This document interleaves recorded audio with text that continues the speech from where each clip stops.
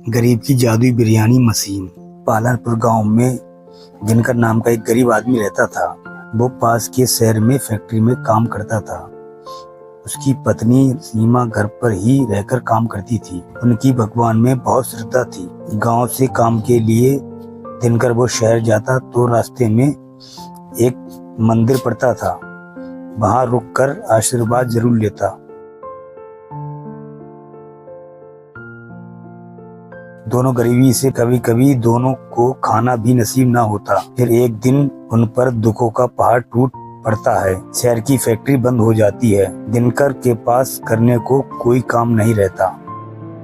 सीमा, अब हमारा क्या होगा? मुझे तो लगता है ये भूख ही एक दिन हमारे प्राण ले लेगी। चिंता क्यों करते हो जी? ऊपर वाला है ना, वो हमारी कुछ न कुछ जरूर मदद करेगा। हे ऊपर वाले, कुछ तो हमारी मदद कर। आप भी ना जब देखो भगवान से मांगते ही रहते हो। अब ये देखो, भगवान को दीपक लगाने के लिए तेल ही नहीं है। अब मैं क्या करूं? अरे अपने जो खाने का तेल है ना, उसी से लगा दो। पर फिर हम लोग क्या खाएंगे? तुम भी ना सीमा, तुम ही तो कहा करती हो कि ऊपर वाला हमारी मदद करेगा। ये कह के दोनों हंस पड़ते हैं। भगवान उनकी इस पूजा से खुश हो जाते हैं। उनके पास खाने को कुछ भी नहीं है, फिर भी उनकी पूजा अर्चना में कोई कमी नहीं आई। भगवान रात को ही उन्हें बिरयानी बनाने की मशीन देते हैं। अगले सुबह सीमा अपने घर का दरवाजा खोलती है तो बाहर बिरयानी बनाने की मशीन देखती है। फिर वो फटाफट दिनकर को बुलाकर लाती है। अजी देखिए, देखिए तो बाहर क्या है? दिनकर उठता है और बाहर जाकर देखता है और देखकर खुशी से झूम उठता है और कहता है, अरे ये तो बिरयानी बनाने की मशीन है। वाह ऊपर वाले, तेरी लीला अपरंपार है। मैं ना कहती थी भगवान सबकी सुनता है। क्यों जी, हम बिरयानी बेचकर भी तो अपना व्यापार शुरू कर सकते हैं। अरे हाँ भाग्यवान, इसमें देर किस बात की। फिर दिनकर गांव के चौराहे पर बिरयानी बनाने की मशीन लगा लेता है, जहां ऊपर से चिकन डाल रहा था और गरम गरम बिरयानी निकलती जा रही थी। मशीन से बनी बिरयानी चखने के लिए लोगों की बहुत भीड़ लग जाती है। सभी लोग मशीन से बनी बिरयानी खाने को लेकर उत्साहित होते हैं। दिनकर बिरयानी बेचते समय, आओ आओ गाँव वालों, आओ आओ गर्मा गर्म बिरयानी चख लो, मजे लूट लो, ले जाओ। आज तक कभी नहीं खाई होगी ऐसी स्वादिष्ट बिरयानी। पालमपुर की सबसे स्वादिष्ट बिरयानी। वो ऐसा कहता जाता और चिकन मशीन में डालता जाता। दिनकर की दुकान पर भीड़ बढ़ने लगती है। धीरे धीरे दिनकर के पास पैसा बढ़ने लगा।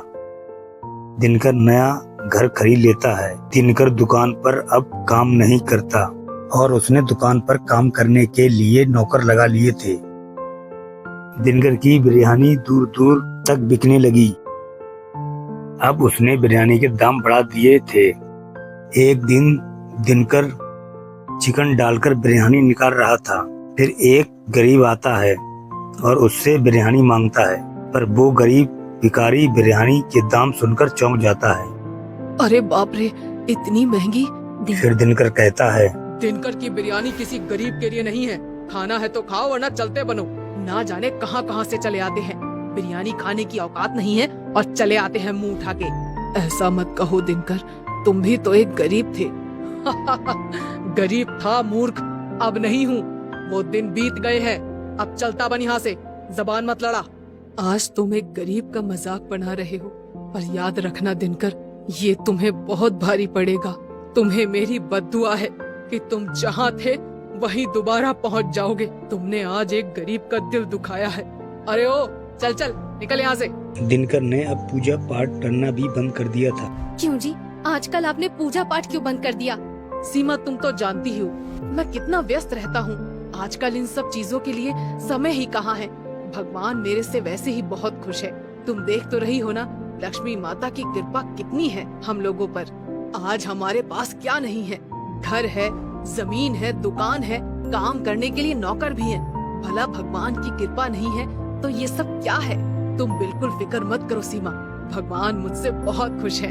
ऐसा नहीं है जी, व्यस्त तो हम सभी रहते हैं, पर हमें भगवान को कभी नहीं भूलना चाहिए, क्योंकि ये सब तो उन्हीं का दिया है ना। सीमा, अब तुम मेरा दिमाग मत खाओ। मुझे मत सिखाओ कि मुझे क्या करना चाहिए। तुम खाना लगाओ, मुझे खाना दो, कल वैसे भी बहुत काम है। ठीक है जी, जैसा आपको उचित लगे। मैं तो बस कहने से रही। ऐसा कहकर वो दिनकर के लिए खाना लगा देती है। ऐसे कई दिन बीत गए। दुकान पर बिरयानी बनाने की मशीन चल रही थी। तब नौकर ने जल्दी जल्दी में परोसते समय एक प्लेट बिरयानी जमीन पर गिरा दी। दिनकर को ये देखकर बहुत गुस्सा आया और उसने कहा, मूर्ख, तेरे को अक्ल नहीं है क्या? हाथ पैर टूट गए क्या तेरे? काम नहीं करना आता तो आता क्यों है यहाँ पे? ऐसा कहकर दिनकर ने नौकर को एक लात मारी। वो बेचारा नौकर आगे जाकर गिर जाता। आजा यहाँ से, दूर हो जा मेरी नजरों से। तुम जैसे दो कौड़ी के लोगों की मुझे जरा भी जरूरत नहीं है। बेचारा नौकर गरीब मजबूर था। वो वहाँ से उठकर चला जाता है। रामू गुस्से से लाल होकर घर चला जाता है। सीमा उससे पूछती है, अजी क्या हो गया है आपको? आप बहुत गुस्से में दिखाई दे रहे हैं। कुछ नहीं हुआ। ये गरीब लोग, इन्होंने तो मेरा जीना ही हराम कर दिया है। कभी कोई बद्दुआ देकर जा रहा है तो कभी कोई काम ही नहीं आ रहा है। मैं तो परेशान हो गया हूँ इन गरीब लोगों से। कैसी बातें कर रहे हैं आप? ऐसा नहीं बोलते हैं। मत भूलिए कि हम कहाँ से उठकर आए हैं। आप भी इन्हीं लोगों की तरह मजदूरी करने जाते थे। अब तुम मत शुरू हो जाओ सीमा। कहाँ से उठकर आए हैं, कहाँ से उठकर आए हैं? हर कोई मुझे यही बात याद दिलाता रहता है। मुझे भी पता है कि मैं कहाँ से उठकर आया हूँ, नहीं भूला हूँ मैं। पर क्या अब भी ऐसी ही जिंदगी जीता रहूं? अमीर हूँ, अमीर की तरह रहूंगा। ऐसा कहकर दिनकर सोने चला जाता है। अगली सुबह दिनकर दुकान पर जाता है और मशीन चालू करता है और ऊपर से चिकन डालना शुरू करता है। पर ये क्या देखता है, मशीन से बिरयानी बनकर निकलती ही नहीं। बाहर ग्राहक भीड़ लगाकर खड़े रहते हैं और ग्राहक चिल्लाने लगते हैं, बिरयानी लाओ भाई। अरे दिनकर भाई, बिरयानी लाओ।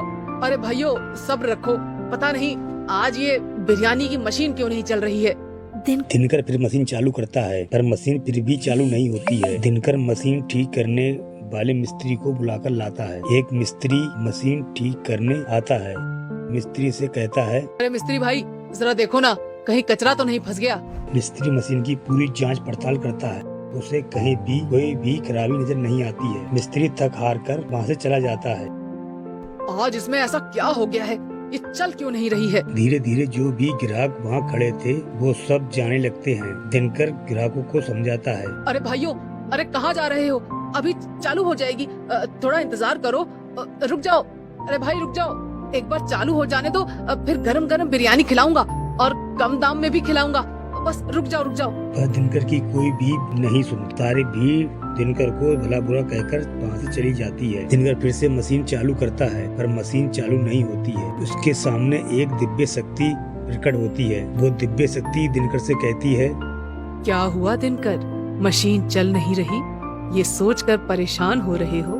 जी भगवान, अब ये मशीन कभी नहीं चलेगी दिनकर। नहीं प्रभु, ऐसा मत बोलिए। मुझसे ऐसा क्या पाप हो गया? तुम्हारे पाप का घड़ा भर गया है दिनकर। तुम भूल गए कि तुम कहाँ से हो और कहाँ से आए हो। तुमने गरीबी का मजाक बनाया है।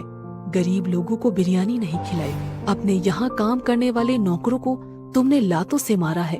तुमने जितने भी पुण्य किए थे वो सारे खत्म हो गए। और जिस गरीब को तुमने बिरयानी नहीं खिलाई वो गरीब और कोई नहीं, इंसान के भेष में मैं खुद था। मुझे माफ कर दीजिए प्रभु। आगे से ऐसी कोई गलती नहीं होगी, कभी नहीं होगी। मैं कभी किसी गरीब का मजाक नहीं बनाऊंगा और मुफ्त में गरीबों को बिरयानी खिलाऊंगा। पर मेरी मशीन वापस चालू करवा दीजिए। अब मेरे हाथ में कुछ भी नहीं है दिनकर, सब तुम्हारे कर्मों का फल है। तुमने घमंड किया, इसकी कीमत तो तुमको चुकानी पड़ेगी। ये सब तुम्हें पहले सोचना था। ऐसा कहकर वहाँ से दिव्य शक्ति चली जाती है। दिनकर फूट फूट कर रोने लगता है और कहता है, हे प्रभु, मुझे माफ कर दीजिए प्रभु। मेरी आंखों पर घमंड की पट्टी बंध गई थी। हे प्रभु, हो सके तो मुझे माफ कर दीजिए।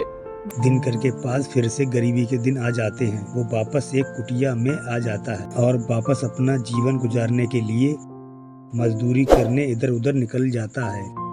दिनकर का घमंड उसे लेकर डूब गया। इसीलिए कहा जाता है कभी घमंड नहीं करना चाहिए। ऐसी कहानी की वीडियो और देखने के लिए चैनल को सब्सक्राइब करें। वीडियो अच्छी लगे तो लाइक शेयर